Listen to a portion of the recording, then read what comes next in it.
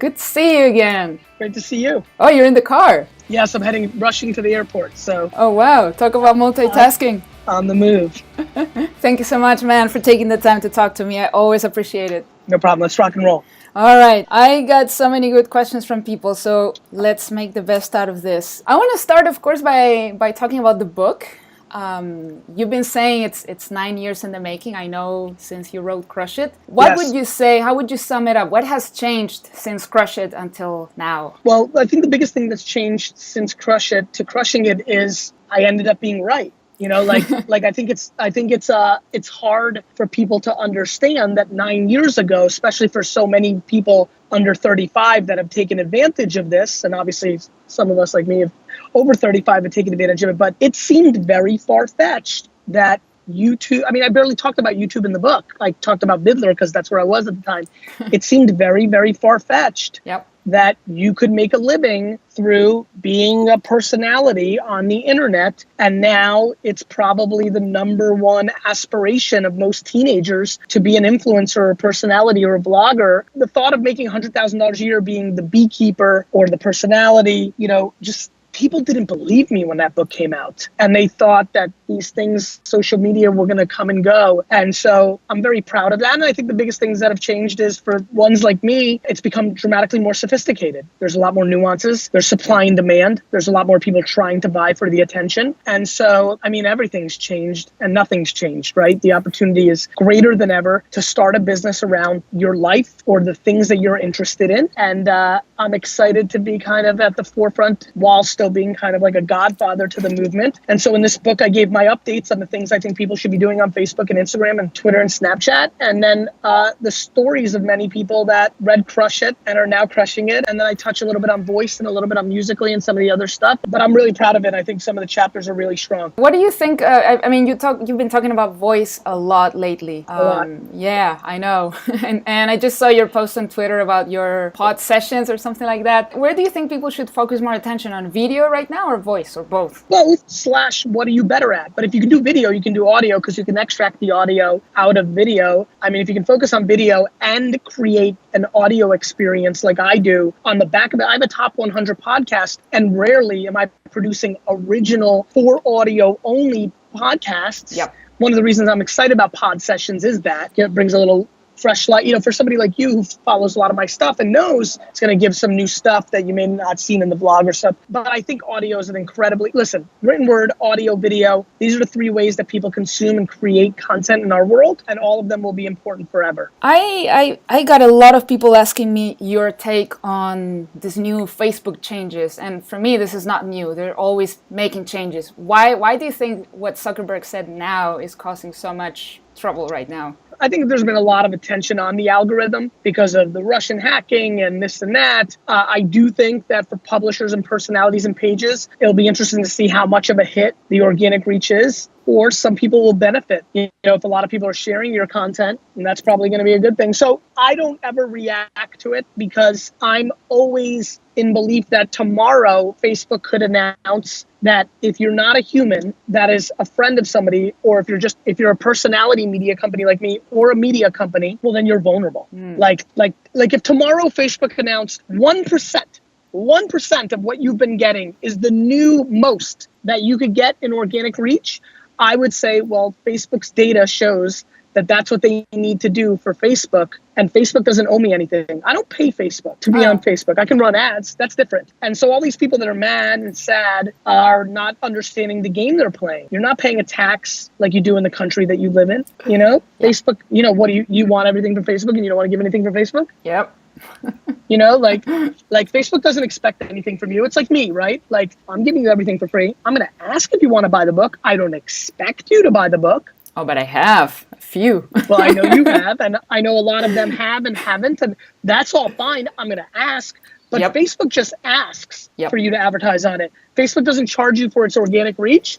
Facebook doesn't owe you shit. And so if you haven't been diversifying into a podcast, into a blog, into your website, into email, and all the other shit that I've been talking about for 3 years, then you're vulnerable and you deserve to be vulnerable. Yeah. In the end, we're living on rented land. It doesn't belong to us. That's right. But what's amazing is we're not paying anything for it. Yeah, it's not even when we live on rented land, you pay rent. Facebook. You can buy ads, which are undervalued. Anyway, nonetheless, that's what I think about the new algorithm change. And there'll be many, many, many more for the next forever, because Facebook's only currency, how they make their money, is our attention. And if they feel people are leaving because they're seeing things they don't want to see, and if we're now in a place where we don't want negative news and what we want is aspirational this, or if we want positivity that, or if we want more pictures of babies of our high school friends, well, that's what we're going to get. I have an interesting question from Israel Macias. He wants to know, what would be your game plan if you lived in a third world country? What would you do? I would take advantage of it. I love third world country arbitrage because I feel like you're competing against lesser players who are using excuses of being in a third world country. And I think if you look at history, at business winning and wealth creation, a lot of it happens in third world countries because there's less A players. And so an A player is able to grab more opportunities. And so, you can't cry over spilled milk. Either immigrant to a bigger market if you can. And obviously, unfortunately, America is not a very friendly place for that right now. But and a lot of other parts of Europe aren't. But maybe parts of Africa and China are. Or maybe you've got some. To me, it's never about crying. It is what it is. Yeah. I don't cry about being a pretty female. I don't cry about being a taller, athletic male. I don't cry about being 6. I don't cry about living in the 40s where I could have been even bigger. I just deal with reality. And if you live in a third world country and you're not willing to move because you love your family and your country, make the best of it. We're all making the best of it. Yes, we are. I don't think anybody's got it better than me. I don't think anybody's got it worse than me. Plenty of people have it better than me. Plenty of people have it worse than me, but that's not a good mindset for victory for an entrepreneur. Excuses or dwelling, even if they're true, is a vulnerability. And that's just what I believe in. Mm-hmm. I've always wanted to ask you what you think about artificial intelligence and if you think there should be a limit, or are we ever going to reach singularity? What do you believe in that? I haven't educated myself enough on singularity and AI to know if we ever reach it. My intuition, just dumbly guessing, is we're going to reach things in technology that all of us cannot even imagine, right? Could not even imagine. Oh, fuck. 30 years from now, fuck, Jesus. Anyway, machine learning, AI. I bought Bitcoin in 2014. I didn't know what cryptocurrency meant, what the blockchain meant. I was curious. I didn't buy a lot, so I'm not a cryptocurrency success story, but it scares me that ML and AI and cryptocurrency and stories and all these things and Alexa voice were not things that I thought about 6 years ago. Yep. 6. You know what Alexa means to me as an early internet person? The rank of your website in a Microsoft Explorer. Me too. Plugin. Right. So life is long. It's just starting. And that's why I go into provide value, put in work, have humility, be smart, provide value. These are things that never change. Every platform is going to change a million times over. That's right. Elliot Grossbart has a question. He was listening to an interview from you in England where they talked about the idea of you building a school that was around your mindset. And he's curious about whether you would ever be willing to do that. I do think in my older years, whether Vayner University, schools, I'd be surprised if I didn't build a K through 12 business school one day in my life. And I think it's going to dominate. What would be the principle of that school? What would be the values? The principle of that school would be fuck all the bullshit. Let me teach you. And there's special kids like me, and we would try to find them. And I mean it. In second grade, it was obvious that I was if I was an athlete, this would have been so obvious why I was Kobe. It would have been so obvious, but it wasn't for business people. But I can see it. I can see it in an 8-year-old. And it's not they're selling things around the house or people have entrepreneurial tendencies even as children. It's other things. It's what I would call complete and utter obsession. Mm-hmm. You show me a kid who's clever and selling blow pops, but getting straight A's, not obsessed enough. Anyway, nonetheless, I want to provide a school like that. So, I'd be surprised if I didn't get to it. It's not the biggest passion I have right now. I feel like I'm teaching millions of people a lot every day. You are. I feel like what I am doing on my podcast, my vlog, and my content, and my engagement, and my interviews like this, I'm enormously proud of my teaching career, even though it doesn't look like that. And here's why. Unlike a lot of other people that provide content on the internet, I'm providing content on the internet to be a free teacher And I think a lot of people provide content as a gateway to a selling product. That's a very big difference. Yeah. And I think that's why I sit on the top of the pedestal of the personalities in business today in the internet age. And I'm proud of it. And it makes sense to me why. Yeah, it makes a lot of sense. Value first, always. There's a video I just watched, and I'll send you the link on Twitter later, but they were breaking down your personality, your why people love you, basically, even though you Really? are. Yeah, it's awesome. They take yes, they take segments of you interviewing Seth Godin and Tony Robbins, and they break down why you are so likable, even though you curse or I'm interrupting and cursing. Yes, but yeah, please tweet me that. I want to see it. Yes, it's really good. They analyze your behaviors, your actions, how you hug people, etc. You love it. But I want to know, why do you think, without watching the video, why do you think people love you so much? I think people love me so much because of the work that my parents did, my circumstance. I think I was created out of these circumstances, but I think that, to answer your question tangibly, I'm the only person on earth that knows this answer. I want to give more than I take. That is so rare and so true. I want my stuff, but I think I understand that I was gifted enough that I don't need that to come at the cost of anybody.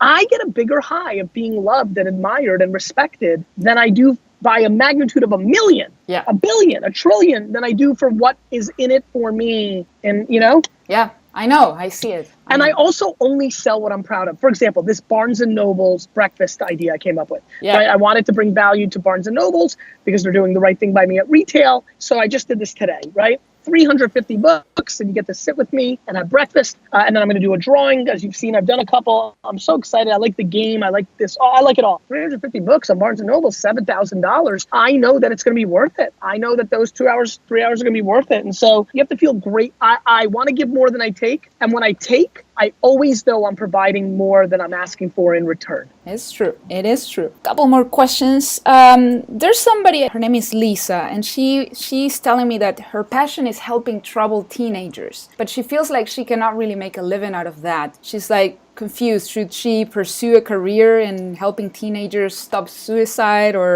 stop suicidal thoughts, or? I would put out unlimited content for free, help people, and then use that learnings and leverage. I think if she does that by putting out content generically, then getting DMs and doing it one-on-one, that the business will follow. I think the business will follow. I think if she gives away for free, the business will follow. I spoke for free for 2 years. Now I get paid $150,000 for one speech. Good to know. I really believe that I would not get paid that much today if I didn't give it away for free. So I think she needs to put out a podcast and written words and audio and all that. And then people are going to hear it. And then a school's going to ask her, and they're going to say, we'll give you $1,500 to come and speak to our school. And then a parent's going to reach out and say, I'm lost. I've given up all the traditional ways, even though you're not certified or what have you. I will pay you, what's your fee? And then she'll say $400 an hour. And she'll be on her way. So it's a great time to put out content and use it as a gateway drug to opportunity. 100%. Roberto Blake, he's wondering, how would entrepreneurs find their ideal life partners? Because it's tough, It's tough. It's tough. You found one. I think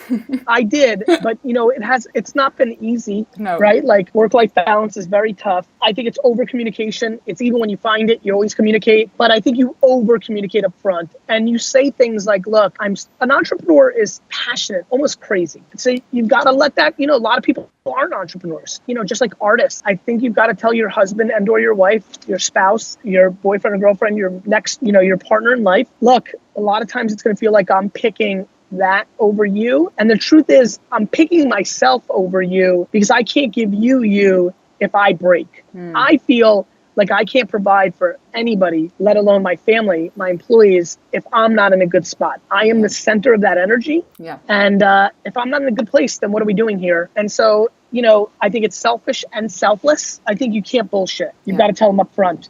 I don't know if there's a number. I don't know if there's a, I don't think 5 or 6 or 7 New York Times best-selling books are going to do it for me. I don't think 1 or 10 or $100 million are going to do it for me. The game is doing it for me. I'm completely obsessed. It's like, it'd be no different than people that cannot live their life without going to church on Sunday. Like, it's impossible. That would break everything. And I respect that. I understand that, because for me, being an entrepreneur, I could never, if I married somebody else and they said to me, you can't do this anymore, Gary, or if my wife asked me that, it would be I would die. Yeah. I would die. Put on your own oxygen mask first. That's exactly right. Talking about that, some people are also wondering what you're doing about your kids so that they don't get spoiled, because, my kids are going to be spoiled. They're going to be spoiled. But I'll keep them hustling. Yeah, they're going to be spoiled because you can't fake environment, and plus I grew up collecting toys and stuff of that nature. So when we go to Toys R Us, I'm more excited than they are.